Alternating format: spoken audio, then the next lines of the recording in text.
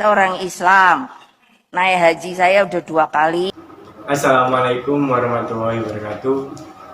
Salam warahmatullahi wabarakatuh. Di sini saya akan menempuh tugas PKN, yaitu membuat podcast yang bertema problematika kehidupan berbangsa dan bernegara. Di sini saya mengundang narasumber dari masyarakat sekitar bernama Taufik. Silakan perkenalkan diri Anda. Kenalkan, nama saya Taufik Rijal. Untuk usia saya 22 tahun. Tempat tinggal saya di Sidoarjo, Kecamatan Tanggulangin, Desa Kedunganteng. Udah, jangan panjang-panjang ya. Siap. Sebelum kita memasuki tema ini, tema problematika kehidupan berbangsa dan bernegara, saya mau tanya dasar-dasarnya dulu aja nih. Apa sih dasar menurut Taufik sendiri kehidupan berbangsa dan bernegara? Dasar dari kehidupan berbangsa dan bernegara itu apa? Ini mungkin dasarnya saja ya? Ya, dasarnya saja. Dasarnya saja berbangsa dan bernegara. Untuk yang umumnya yang sering kita tahu atau yang emang pelajaran ya, dari SD SMP Ya, yaitu Pancasila sebagai ideologi dasar. Oh, sebagai ideologi dasar. Iya. Jadi sebagai Pancasila itu sebagai landasan pokok ya dalam kehidupan berbangsa dan bernegara ini. Iya. Terus selain Pancasila, menurut Anda apalagi dasar yang dalam kehidupan berbangsa dan bernegara selain Pancasila? Apakah ada? Yang kedua ada UUD 1945. Yaitu sebagai menjadi konstitusi suatu negara. Jadi yang menjadi landasan hukum dasarnya bagi kehidupan berbangsa ini dan bernegara. Iya, UUD dalam kehidupan masyarakat berbangsa dan bernegara itu harus ada itu. Mengapa harus ada ke UUD 1945? Kalau tidak ada kan nggak apa-apa. Kenapa? Karena sebagai undang-undang dasar, sehingga masyarakat umum itu tidak semena-mena untuk melakukan suatu kegiatan atau hal yang bisa menyakiti orang lain atau menjadi ketidaknyamanan bagi masyarakat. Berarti kayak contohnya maraknya pelecehan seksual. Iya, bisa jadi. Makanya itu adanya undang-undang dasar yang sebagai landasan hukum bangsa Indonesia. Oh ya, berarti dasar dari kehidupan berbangsa negara itu ada dua, yaitu yang pertama Pancasila sebagai ideologi negara bangsa sendiri, dan yang kedua UUD 1945 ya, yang sebagai landasan hukum atau landasan konstitusional bagi bangsa Indonesia. Selain dua dasar dalam kehidupan berbangsa dan bernegara, selain Pancasila dan UUD 1945, apa ada dasar-dasar yang lain dalam kehidupan berbangsa dan bernegara tersebut? Ada. Apa? Ada dua. Ya. NKRI dan Bhinneka Tunggal Ika. Ya, Bhinneka Tunggal Ika. Menurut Anda NKRI itu apa sih? NKRI sendiri itu apa? Anda kok bilang NKRI kan Bhinneka Tunggal Ika? Apa itu NKRI? NKRI adalah suatu bentuk negara yang terpencar serta memiliki budaya dan adat, suku, keyakinan yang agar menciptakan itu suatu keadaan yang merdeka atau kebersatuan. Ya. Sedangkan Anda tadi sudah menjelaskan tentang NKRI, Bhinneka Tunggal Ika sendiri. itu apa maknanya selain yang dengan tagnya Bhinneka Tunggal Ika, bersatu tetap juang, apa maksud dari itu? Bhinneka Tunggal Ika sendiri di Indonesia kan luas, Beragam. Ya. luas dan beragam. Di Indonesia sendiri pun punya adat berbeda-beda, suku pun banyak, ras juga banyak, Bahasa. ya bahasa juga. Dalam seperti itu yang namanya apa tadi? Bhinneka Tunggal Ika. Bhinneka Tunggal Ika. Meskipun kita berbeda-beda, berbeda ras, berbeda bahasa, berbeda suku dan budaya juga ya, kita harus menjadi satu, yaitu Indonesia. Iya. Menurut Anda ya,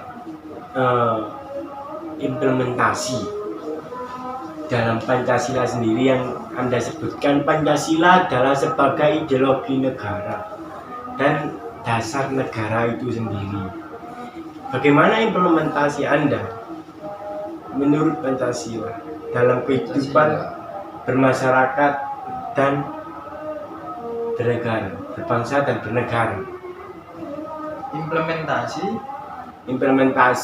Pancasila. Implementasi Pancasila dalam kehidupan bermasyarakat, berbangsa dan bernegara. Pancasila kan ada 5 ya Mas ya. Ya. Ada 5. Yang pertama, ketuhanan yang Maha Esa. Ketuhanan yang Maha Esa sendiri, masyarakat kan banyak memiliki agama, ada Islam, ada Kristen, Buddha, dan lain sebagainya. Dari kebanyakan agama tersebut, bagaimana implementasinya Anda? Jadi kita itu harus saling menghormati. Berbeda-beda agama tadi kita harus sama menghormati, saling menghargai, dan toleransi sama iya, umat. toleransi sama umat beragama itu penting. Ketika ada umat Kristen atau yang lainnya, itu ada acara, kita sebagai umat, kalau saya sendiri umat Islam harus menghargai. Cukup ya itu acaranya kan nggak selamanya, mungkin hanya 2 hari, 1 hari acaranya. Kita pun sama, saat ada bulan puasa saat ini kan, bulan puasa pasti warung-warung itu banyak yang tutup. Itu salah satu contoh menghargai orang yang berpuasa, meskipun yang tidak berpuasa juga banyak. Oh iya. Termasuk Anda? Iya. Kemarin. Oh, berarti seperti kasus yang kemarin ya? Iya. Nyepi berpasan pada tanggal puasa hari pertama. Iya. Di Bali nyepi itu dalam kesepakatan umat Hindu di Bali dengan umat Islam di Bali itu boleh melaksanakan tarawih. Boleh, tetapi tidak boleh pakai sound. Tidak pakai sound. Kalau ke masjid jalan kaki, gitu kan? Ya betul. Nah, terus yang Pancasila yang kedua, implementasi. Yang kedua kemanusiaan yang adil dan beradab. Kemanusiaan yang adil dan beradab itu biasanya sering terjadi kepada rakyat-rakyat biasa. Contohnya apa ini? Contohnya ya kalau sesama rakyat biasa biasanya kita lebih menghargai. Kalau di dewan-dewan kan ya jarang. Mementingkan diri sendiri biasanya begitu. Yang penting kaya, hidup mewah, alhamdulillah. Kalau yang rakyat biasa biarin aja. Biasanya gitu. Sering terjadi, cuman nggak di sini, di sana. Di sana. Di DPR ya. Yang ketiga, Persatuan Indonesia. Lanjut yang ketiga. Persatuan Indonesia ya itu ya kayak tadi ada banyak suku, Iya. banyak ras, bahasa, agama, budaya. Semua itu harus bersatu. Tidak boleh kita saling menyudutkan agama lain, ras lain, golongan lain, budaya lain. Itu budaya mereka, itu agama mereka, itu adat mereka, ras mereka. Jadi kita itu harus saling menghargai supaya terjadinya NKRI harga mati. Contoh salah satunya lagi saya punya contoh yaitu Boleh kalau mau menambah. Iya. Boleh ya. Memiliki sikap rela berkorban itu penting dalam nilai Pancasila Persatuan Indonesia. Rela berkorban untuknya. Demi kepentingan bangsa Indonesia. Bisa memberikan contoh? Tidak. Apakah Anda punya? Tidak punya. Lanjut aja. Sila yang keempat.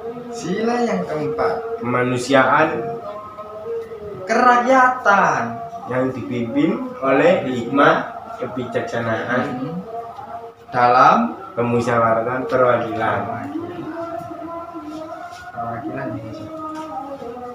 Piye.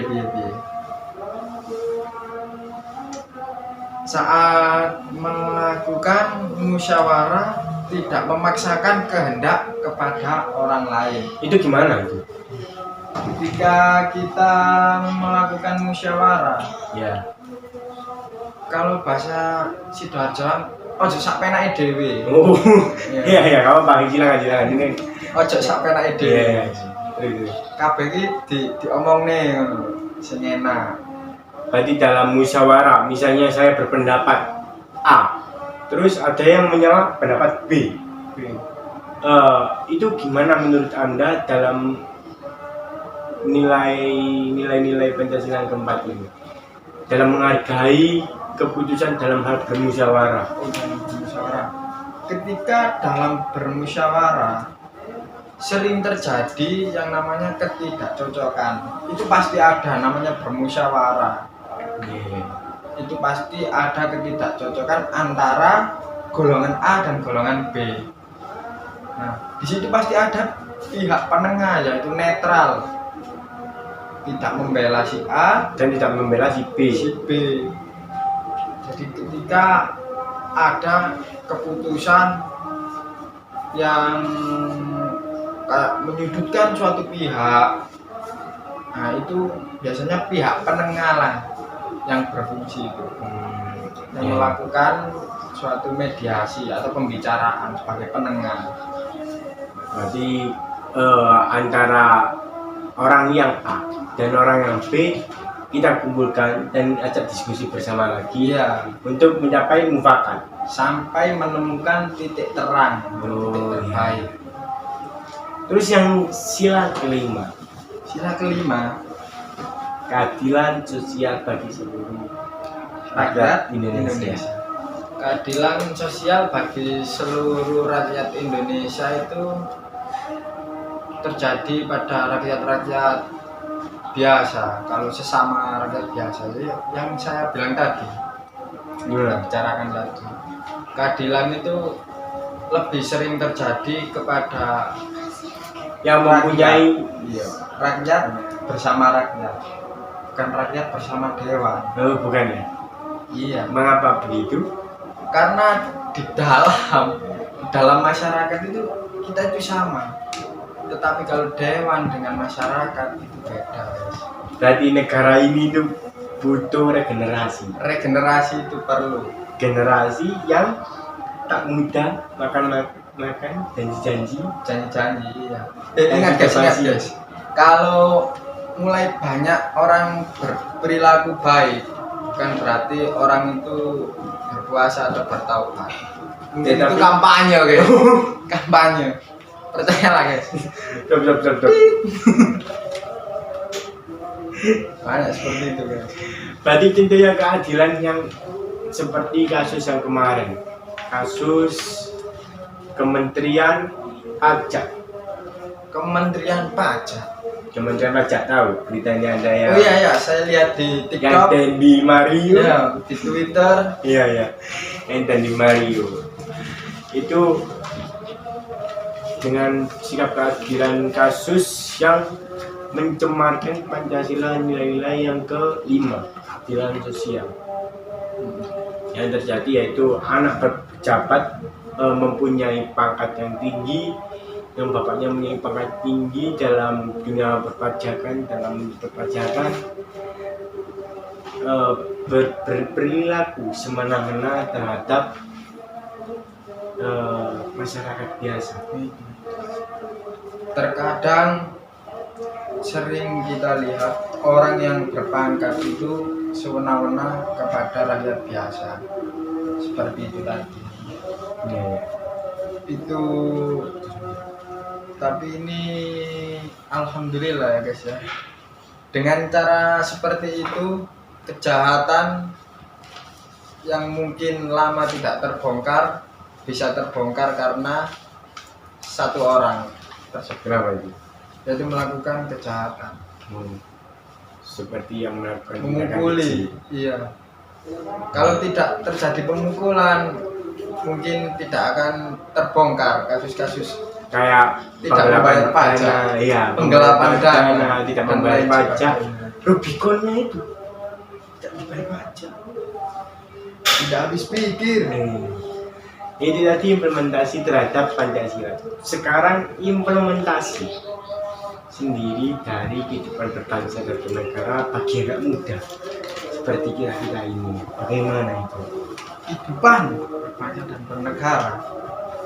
Implementasi. Ya, implementasi untuk anak muda sendiri itu apa dalam kehidupan berbangsa dan bernegara? Implementasi itu seperti apa? Ada nggak gambaran-gambaran menurut saya? Ya, menurut saya itu kayak bangga menjadi orang Indonesia. Karena Indonesia sendiri itu mempunyai adat seperti yang roko-noroko, budayanya roko-noroko. Terus di Madura ada karapan sapi, ada Cabang Purnama. makanan. Selain bangga terhadap masyarakat Indonesia sendiri itu apa? Selain yang saya menggambarkan yang tadi yang Anda maksud. Bangga Menjadi warga negara Indonesia, terus turut menjadi bagian pewaris budaya Indonesia kayak jenengan ikut Treo Ponorogo. kecap bos. Ya, betul, salah. Lanjut. Apa implementasi Anda? Banggaan sebagai rakyat Indonesia. Ya, terhadap anak muda ini, bukan Pancasila lagi, beda, Pancasila udah. Kita membahas tentang generasi Z. Anak muda. Bagaimana? Berbanggalah jika orang tuamu menjadi anggota dalam bermasyarakat, seperti menjadi lurah ataupun sembarang. Karena di situ kamu bisa menjadi staf-staf di bawahnya. Ya itulah, karena Indonesia masih banyak KKN. Apa itu? Korupsi, nepotisme. Oh, Ya. keren. Ya. Dan orang Indonesia tetap menanamkan budaya orang dalam. Orang dalamnya, budaya orang dalam itu Penting. Dan itu penting sekali. sulit dihilangkan. Iya. Tapi gak apa-apa. Kesempatannya dari 100% yang berjuang sendiri itu cuma 50%. Iya. Orang dalam lebih penting. Utamakan jalur belakang. Selain itu, selain berbangga terhadap bangsa sendiri, apa contohnya selain itu? Bangga.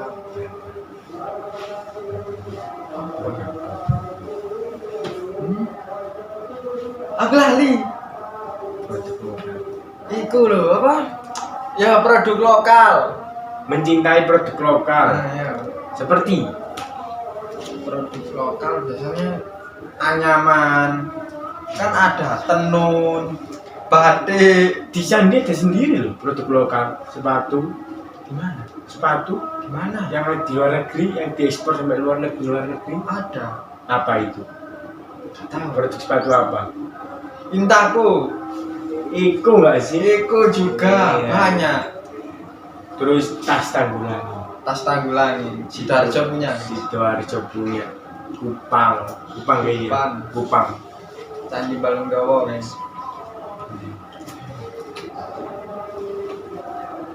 Terus kita masuk dalam inti dari segala inti. Core of the core. Ya. Problematika dalam kehidupan berbangsa dan bernegara pasti identik dengan apa? Pikiran Anda yang pertama dalam problem dari Indonesia sendiri Problem yang di Indonesia yang belum hilang sampai sekarang, yang masih belum ada. hilang sampai sekarang ya belum menurun, malah semakin meningkat. KKN, Apa itu? kolusi, korupsi, nepotisme. Kita membahas korupsi berarti ini. Ya, Korupsi telah membuat undang-undang sampai di demo mahasiswa di bulan apa itu? Di tahun berapa itu yang demo KPK itu? Korupsi. demo KPK Februari 2019. Ya, 2019 itu mahasiswa menyatakan aksinya terhadap tidak kepuasan kinerja terhadap KPK. Dikarenakan apa? Korupsi semakin merajalela dan korupsi itu malah terjadi di lingkungan pejabat-pejabat seperti. Menurut Anda korupsi sendiri itu apa? Korupsi, inti dari korupsi itu apa? Korupsi adalah kerjasama untuk memperkaya diri. Itu inti dari korupsi itu. Korupsi sendiri sering terjadi itu pertama ya itu karena mungkin kita kembali ke awal tadi, muter aja KKN tadi. Ya. Ketika ada satu pemimpin dari suatu partai itu jadi pemimpin tertinggi dalam kepemimpinan Indonesia, pasti akan mengajak saudara-saudarinya untuk menjabat sebagai staf-staf di bawahnya. Jangan pernah melakukan kejahatan di tempat yang banyak orang baik. Lakukanlah kejahatan di tempat yang banyak orang jahat. Jadi kerjasama itu perlu, dan gak konangan. Berarti kerja cerdas itu perlu. Jangan kerja pintar. Jangan kerja pintar. Iya. Kalau ingin tidak ketahuan, ajak semuanya. Karena semuanya melakukan. Jadi tidak ada yang melaporkan. Banteng biru. Oke. Bentuk biru. Iya, biru, Bu. Biru, nggak merah. Enggak. Lanjut. Korupsi menurut Anda begitu. Dari korupsi menurut pandangan saya sendiri, korupsi itu identik dengan penggelapan dana. Penggelapan dana. Sidik-sidik dikorupsi. Dana membengkak. Seperti kasus yang ada di Sidoarjo sendiri, yaitu Bupati Sidoarjo Saifullah Yang kemarin itu ya. itu Masyarakat melakukan korupsi di Sidoarjo, guys, di kantor Bupati Sidoarjo. Dia menggelapkan dana sekitar 50 miliar sekian. Itu hasil pada waktu corona nggak itu ya? Enggak ya? Awal corona. Nah, Tahun pertama corona. penggelapan. Terus contoh kasus lagi penggelapan dana bansos itu yang ujung mindali. Itu dana untuk korban malah dikorupsi. Edit aja pakai meme, meme tikus. Bagaimana menurut Anda, pandangan Anda terhadap korupsi dana bantuan sosial yang digitnya itu nggak dikit, tapi sekian banyak. Padahal itu untuk korban COVID yang udah meninggal, COVID yang udah yang masih dirawat di rumah sakit, terus untuk makanan keseharian pasien COVID itu sendiri. Bagaimana menurut Anda? Harusnya orang seperti itu ditanya lagi sila kedua. Gimana? Keadilan bagi seluruh rakyat Indonesia. Jadi itu kan udah tidak adil orang, tidak adil terhadap orang lain yang seharusnya buat dana rumah sakit, perobatan penanganan COVID, malah dikorupsi untuk diri sendiri. Berarti tidak adanya, hilangnya harga diri dari orang tersebut. Rasa malu orang tersebut udah tidak ada. Udah tinggal dewa berarti dia. Udah. Ya, ayo kita lanjut ke problematika yang kedua, yaitu yang marak sampai sekarang. Bukannya menurun, tapi malah semakin meningkat. Tentunya Anda sendiri. Kenapa? Tidak bekerja. Berarti itu tergolong terhadap kemiskinan. Ya, kemiskinan. Kita membahas kemiskinan. Menurut Anda, kemiskinan itu apa sih? Kenapa kok terjadi? Bukannya makin menurun, tapi makin meningkat. Mengapa? Kan perusahaan kan banyak, apalagi di Sidoarjo, pabriknya aja beribu-ribu. Kemiskinan itu sering terjadi bisa karena SDM dari manusia tersebut ataupun dari mungkin kebijakan dari perusahaan tersebut. Itu bisa menjadi penyebab kemiskinan.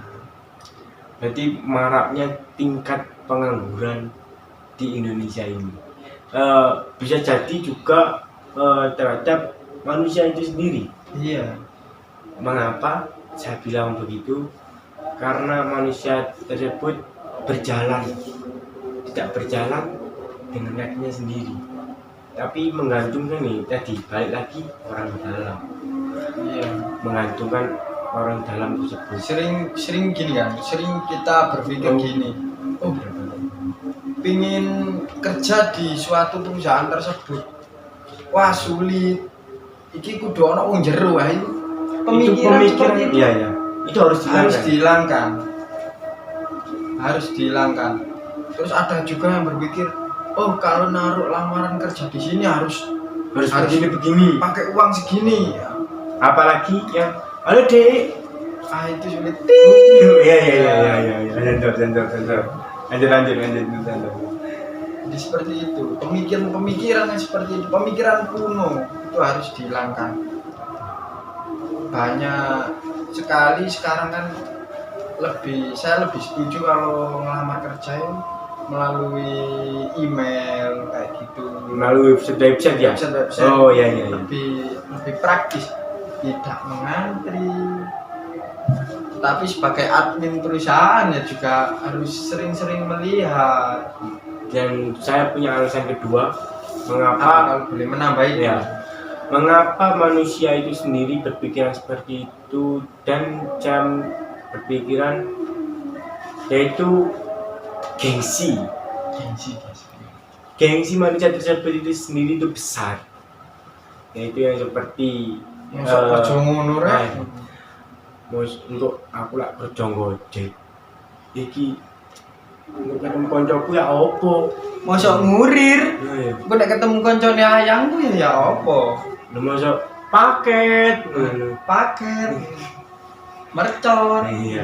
Terus kita masuk ke problematika kehidupan berbangsa dan bernegara yang terakhir. yaitu eh, penegakan hukum yang lemah. Ya. Seperti kasus ya yang tadi, balik lagi kasusnya tadi Dandi Mario. Dia mengenakan baju penjara itu baju begini, polo, bukan baju kaos gini. Terus Masih bisa senyum-senyum. ya masih Gitaran. apa lagi itu. Terus Mario Dendi pas apa itu, pas nganu itu lho, apa itu dia sing loncat itu lho, nganu bukti lah bahwa dia melakukan injakan terhadap Dendi itu masih tersenyum, masih kata senyum. Itulah mengapa penegakan hukum di Indonesia itu lemah, karena orang yang berpangkat itu tidak Keadilan dan berharga. tidak dihargai dengan Dengan apa? Iya, saya lupa. ya udah balik, skip. Menurut Anda penegakan hukum yang lemah itu kenapa sih kok Indonesia itu masih menegakkan hukum itu lemah? Geleman lur. Ketika sering mudah disogok buat menghilangkan bukti, kasih uang, kasih roti, jalan pun lancar. Asik. Iwan Fals. Ya. Terus saya punya kasih lagi, seperti korupsi pada pejabat. Selnya itu tidak sama dengan masyarakat biasa. Nah itu selnya ada AC, tempat tidur yang nyaman, kamar mandi dalam, udah kayak kos-kosan eksekutif. Villa loh. Nah itu mengapa penegakan hukum di Indonesia itu masih lemah? Mengapa? Yang selain terhadap penyogokan. Selain penyogokan ya apa? Hukumnya melemah. Hukum lemah. Sulit ini. Jadi menanamkan kesadaran diri sebenarnya. Itu intinya. Iya, kurangnya kesadaran diri bagi penegak hukum itu sendiri, sebagai pelaku kejahatan itu sendiri, itu masih lemah kesadaran dirinya. Berarti seperti kasus Verdi Sambo ini. Iya. Verdi Sambo ini kira mengapa dia semena-mena mempunyai balik lagi tingkat atau jabatan yang tinggi itu, jabatan yang tinggi itu mempunyai sikap yang semena-mena terhadap dirinya sendiri. Iya. Untuk memutuskan putusan putusan enggak, bukan hukuman, putusan dia sendiri. Misalnya aku akan membunuh karyawan A, ya wis tak lakuno, tapi tak kongkon anak buahku. Menurutmu itu ya apa? Kasus Verdi Sambo, menanggapi kasus Verdi Sambo, menurutmu lah. Nah, tentang kasus Verdi Sambo, pembunuhan Bapak Verdi Sambo itu ya, legend. Jadi novel. Iya, mungkin bisa jadi sejarah. Mengapa? Karena gini, bayangkan saja kalau pembunuhan itu tidak terbongkar, mungkin orang yang terlibat itu sudah naik jabatan pasti. Kalau tidak terbongkar, ternyata masih banyak orang baik yang berani jujur sehingga terbongkar kejahatan tersebut. Ya udah, oke. Terima kasih atas kehadirannya terhadap narasumber, bisa memberikan saran-saran Nanti saya juga akan memberikan saran-saran terhadap rakyat Indonesia semakin maju. Ya, Saran-saran penutup lah, penutup. Ya, saran saran-saran penutup. penutup dari saya sebagai rakyat Indonesia yang pasti punya suatu kesalahan yang mungkin bisa diingatkan, karena dalam kehidupan masyarakat kita itu bertetangga. Gak mungkin kan kalau tetangganya mempunyai salah kita diam aja, pasti diingatkan, tapi ya dengan cara yang sopan, adab, beradab, ya itu. Penutup untuk saya sendiri yaitu apabila masyarakat udah tertindas, udah dihianati oleh pejabat-pejabat yang di atas tersebut, kita hanya mempunyai satu kata, yaitu melakukan aksi, lawan, aksi. Dan negara ini itu butuh regenerasi, generasi yang tak mudah makan janji-janji yang sudah basi.